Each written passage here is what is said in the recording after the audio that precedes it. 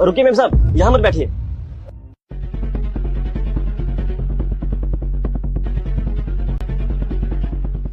Ma'am साहब आप बैठिए।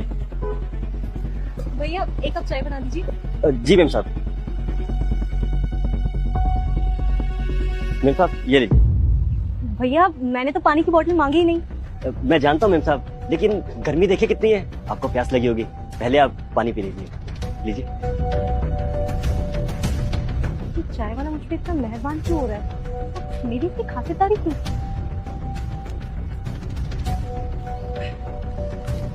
मेम साहब ये लीजिए चाय और नमकीन।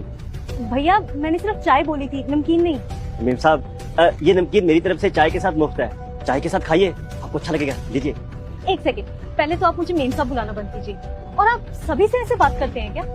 नहीं मेम साहब, मैं हर किसी को साहब या मेम साहब कह के बात नहीं करता। बस आप मेरे लिए एक खास इंसान है, इसलिए मैं आपको मेम साहब बुला रहा हूँ। और मैं तो आपको जानती भी नहीं हूँ। मेम साहब मैं आपको एक कहानी सुनाऊं, लेकिन आप मुझसे वादा कीजिए आप वो कहानी पूरी सुनेंगी और मेरी बात का यकीन भी करेंगे। ठीक है भैया। तो ये लिए चाय और नमकीन। मेम साहब एक गरीब चाय वाला था।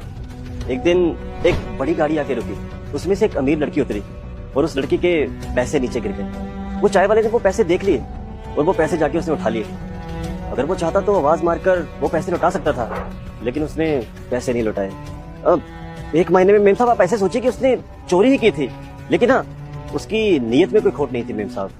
और मेम साहब वो बेचारा वहां पर खड़ा खड़ा सोचता रहा कि वो क्या करे क्या ना करे, लेकिन वो मजबूरी में वहां से वो पैसे लेकर चला गया।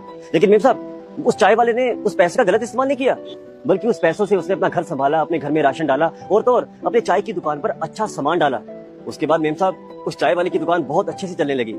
वो इतना अच्छा हो गया कि उसे कभी भी किसी से उधार मांगने की जरूरत ही नहीं पड़ी। और हाँ मेम साहब आपको पता है, एक दिन भगवान ने उस चाय वाले की सुन ली। एक दिन